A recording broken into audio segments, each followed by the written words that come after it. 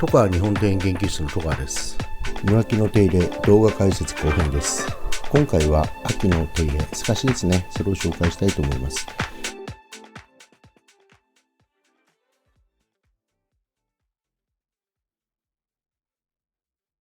前の動画でも申し上げたように、これはですね、奥が深いもので一生かけて体得しなければならないものだと思います。この企画がですね、次の世代の若い方々の参考になれば幸いです。まだまだ先があります。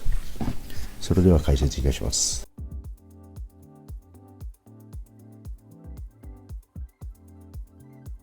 こちらは主木の C の木ですね。C の木を剪定前の状態です。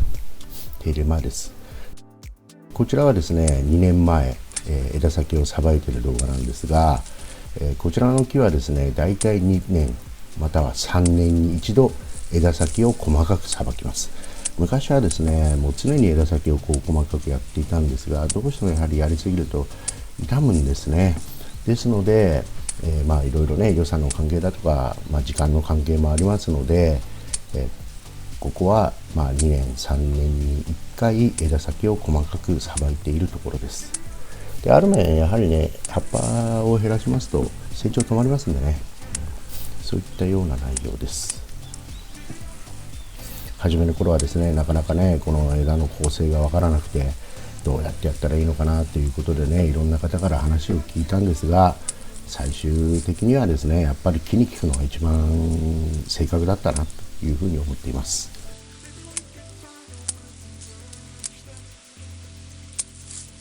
これ3つ割りやってるところですね。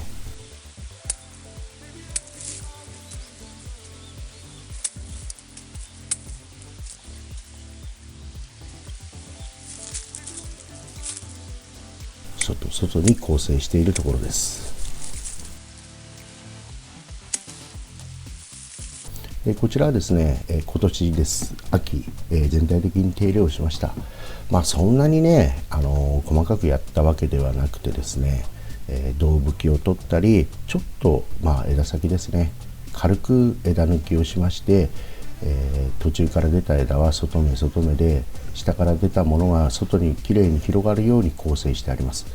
ですので、そんなに大きくさばいたり取ったというものではありません。時間はだいたい2時間か2時間か3時間ぐらいだったと思います。やはりきちっと枝を構成することが大切だと思いますね。これが手入れ後の姿です。で、やはりね、無理に詰めるとどうしても形が悪くなるので、私はあまり無理に詰めないようにしています。前回もそうでしたが、立ってしまうようだったらもう片方を取ってしまうということですね。枝の構成分かりますかね。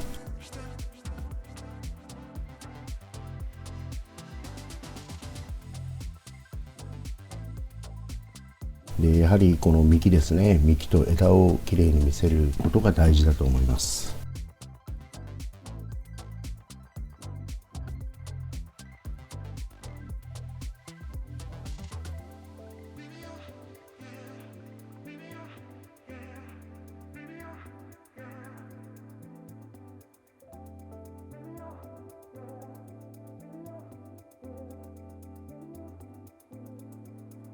こちらは白樫です。前回の動画でもお話した内容なんですが、ちょっとですね、枝先が芽が伸びていましたので、ちょっと枝先をつまんだような形です。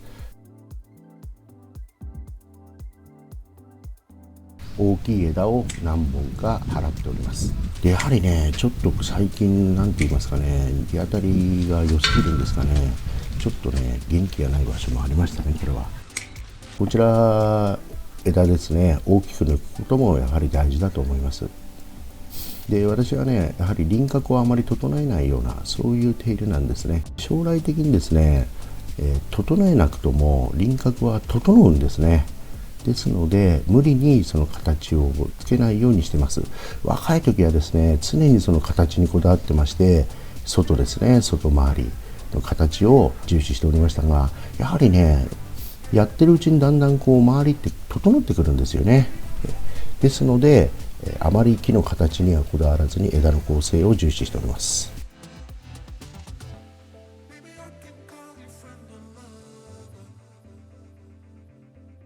前回話したね、この詰めるってところですね。はい、これ全部戻して、ここで切っちゃう。ここに時が。ここで切るんです。この弱った太い枝をここで払って、それで向こうを出してくるということですね。で、これ秋にちょっと手入れしたんですけども、これは主木なんで、基本的にあまり枝先は詰めません。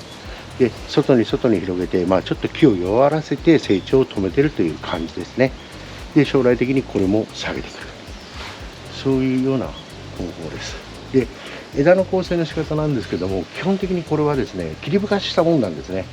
で、上の方ちょっとあそこ車枝みたいに出てますけども、もう30年前に切り深ししたシイの木を持ってきて、それを私がさばいたもんですから、どうしてもね、天井がなるんですけどもね、それなりに枝は構成してあると思います。で、これはいつでもどこでも詰められるようになってるんで、こういうような構成ですね。はい。で、前、ここ建物がなかったんですよ。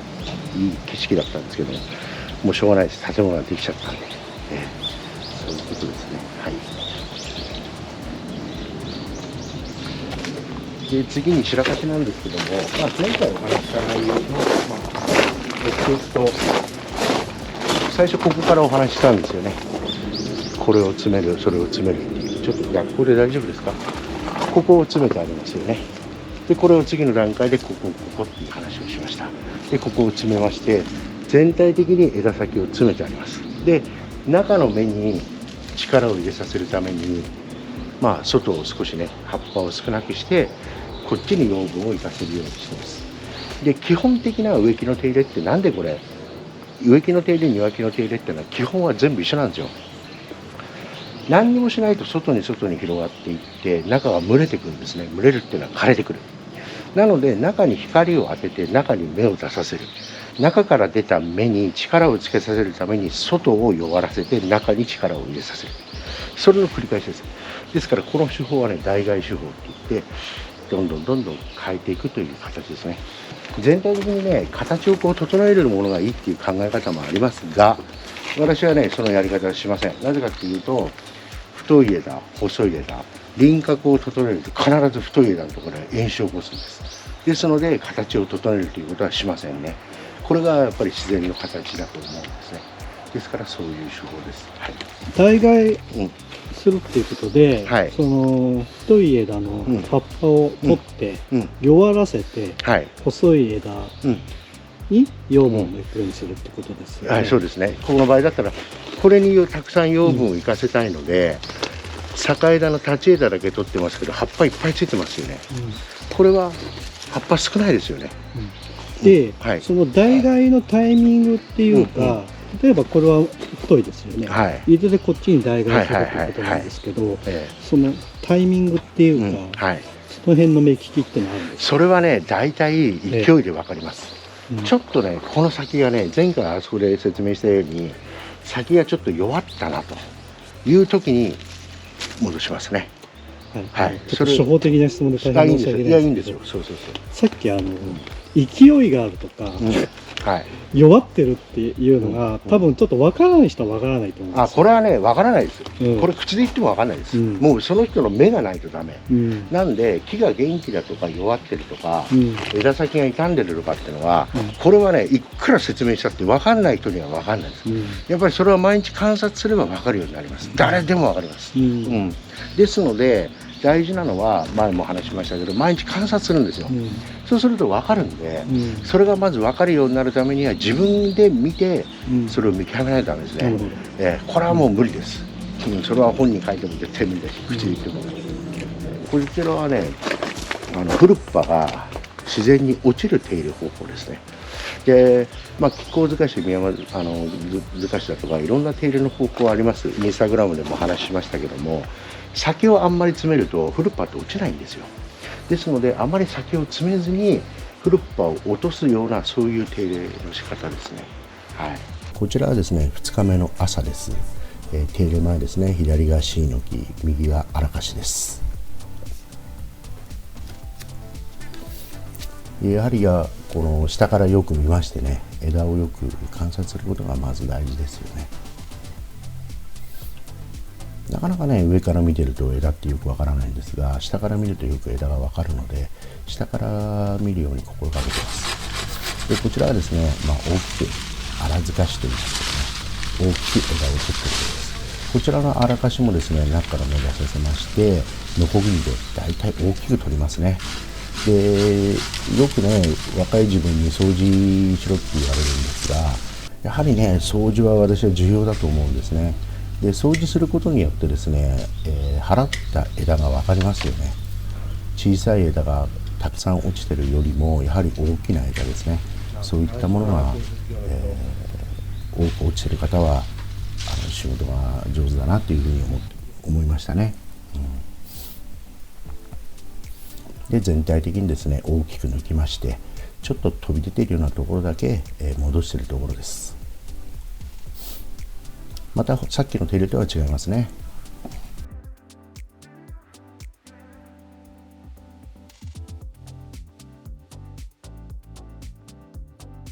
こちらはシイの木です。これは私も若い頃から先輩方に教わった手入れの方法ですね。手のひらをこう返したように、そして枝先を構成して、何度も戻していくという、そういう手入れ方法ですね。ただこれはですね、若い頃ね、やりすぎて失敗した経験が何度かあります。あまりやりすぎるとね、これ焼けるんですよね。ですので適度に枝は払った方がいいと思います。私若い時ね、何度もね、極端に、取ってしまって水が上がらなくなるんですね。そうしますと上の方が焼けてきますんでね。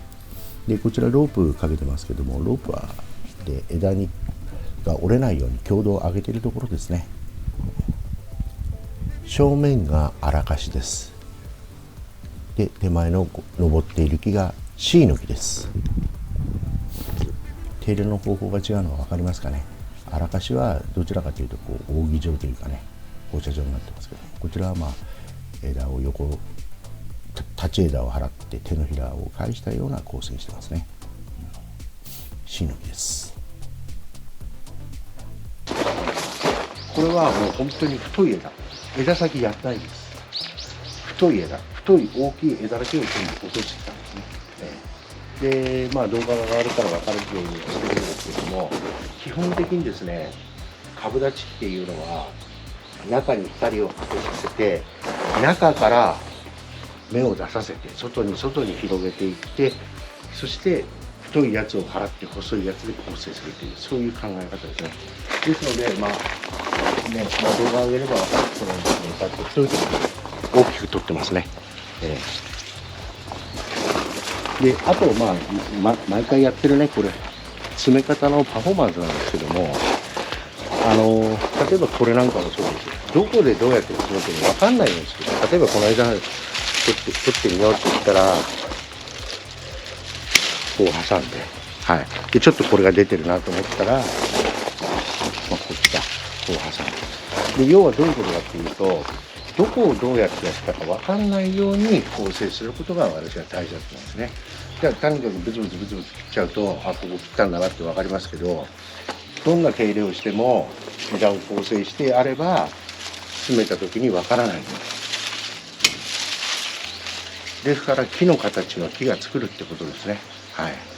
で、こちらの C がちょっと例なんですけど、下はほとんど触ってません。これ目隠し兼ねてるんで。で、上はですね、ちょっと密に割ってるんですけども、日当たりがいいと葉っぱが小さくて芽が出てます。そしてここみたいに日当たりが悪いと葉っぱが大きくなって芽数は増えないんです。ですので上と下では構成が違いますね。手入れの構成が。そんなところですかね。で、前回こうね、目線をこうしてカレットに見ました。もう一歩進んで深い話なんですけども、やはりここはね、岩組造形が優れて枯れさ厚いですので、あえてね、ここを取るんです。こうそっちから見てどうですか。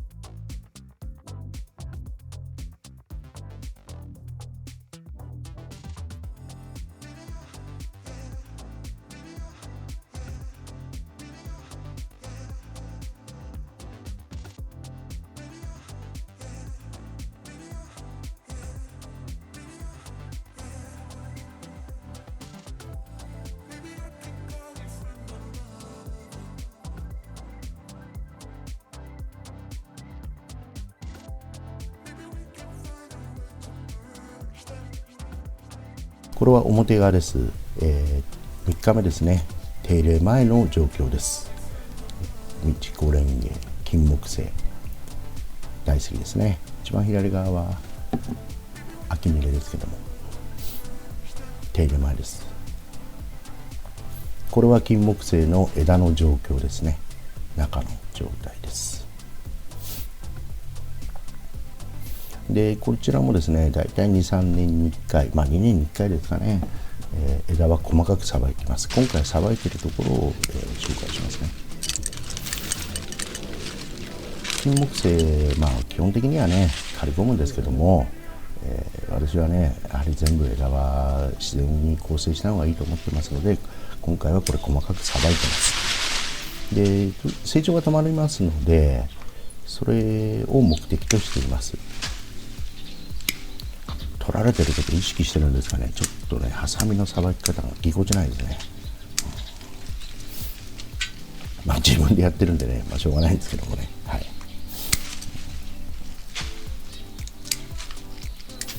で割とですね、このフルッパを金木犀の場合ですね、ちょっとフルッパというのは去年一昨年の葉っぱですね、しごいてやるとね割とね荒れないと思います。それこそね最初はもう金木犀の枝なんて絡んでるのどうやって整理しようかなと本当にね悩んでましたけども、慣れればやはりね見極められるようになると思うんですね。でどうしてもね手抜き仕事をすると成長しないんですよ、木じゃなくて自分が。ですので、なるべくですねもう時間を許す限り枝をきちっとさばく訓練はしていました。でないとね結局成長しないのでいつまでたってもさばけないんですね。ですから私は、若い自分からですね常にもう枝はどうやって構成しようかなっていうことを重視していましたね。でハサミもですねやはりね握ったままやるのがいいと思います。これは松の時も同じなんですけども、で前回の動画でも申し上げたように大体その枝の太さですね、枝の太さ、養分、水分の流れ、そういったものを気にしながら枝は払っています。それこそね昔はね透かし方もこういう手入れの方法があるのかと枝ばっかり見てましてね、枝の形だとか分解ですね、そういったものばっかり重視しておりましたが、今はほとんどそういったことよりも木の生育状態ですね、そっちを重視してます。こちらもあまりね輪郭は整えない、そういうような手入れですね。輪郭整えるとねどうしてもやっぱり硬くなるところが出てきますので、それがないようにしてます。こちらはミチコレンゲです。こちらも同じですね。だいたい何年かに1回大きく枝を取るだけです。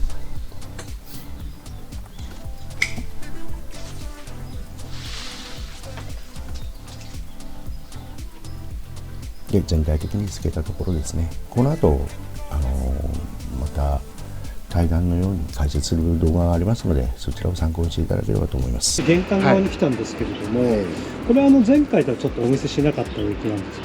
で先ほどおっしゃってたのは向こうの方の植木とこちらの植木はちょっと手入れが違うっていうのをおっしゃってたんですが、それどういうことでしょうか。これはね完全に成長を止めてるんです。で北側ってこともあって、日当たりが悪いのが一つ、あとね下見てもらうと分かるけどこれ根詰まりなんです。私入ってねもう20年前に入ったんですけども、もう3年ぐらいでね成長が止まったんですね。ですのでこれは成長を抑えてるってことです。でどういうことかって言いますと、葉っぱの数ですね、葉っぱの数で調整するっていうことですね。でこれは秋ニレです。でこれはミチコレンゲで、こちらに金木犀があります。これもね当初は枯れ込んであったんです。それを全部枝を一つ一つさばいて、その後フルッパをこいてで弱らせたんですね。で木ってのは生かさず殺さずっていう手法もありまして、成長を止めるっていう方法です。ですのでこれはほとんど手入れはしてないです。だいたい2年に1回、毎年トビは取りますけど2年に1回ぐらいですね、この金木犀ちょっと手入れするぐらいです。時間は30分1時間です。他の木もだいたい1本10分15分で終わるんで、だからその代替するとかそういうことではないです。いわゆる葉っぱの量と下から上がってくる養分、これを抑制するって言いますかね、そういうやり方ですね。ちょっと離れて取っていただけますかね、分かりやすいと思うんで。でこちらも同じですね。あまりそのね形を整えない、最後にですね、私も若い時、ありとあらゆる本を読みまして、いろんなね親方師匠に話を聞いてきました。なかなかね理解できなかったんで、いろんな木を見てね観察していたんですが、最終的にですね、やはり人に聞くよりも木に聞く、すなわち木が教えてくれるという、そういうことですね。この企画がですね、次の世代の方々の参考になれば幸いです。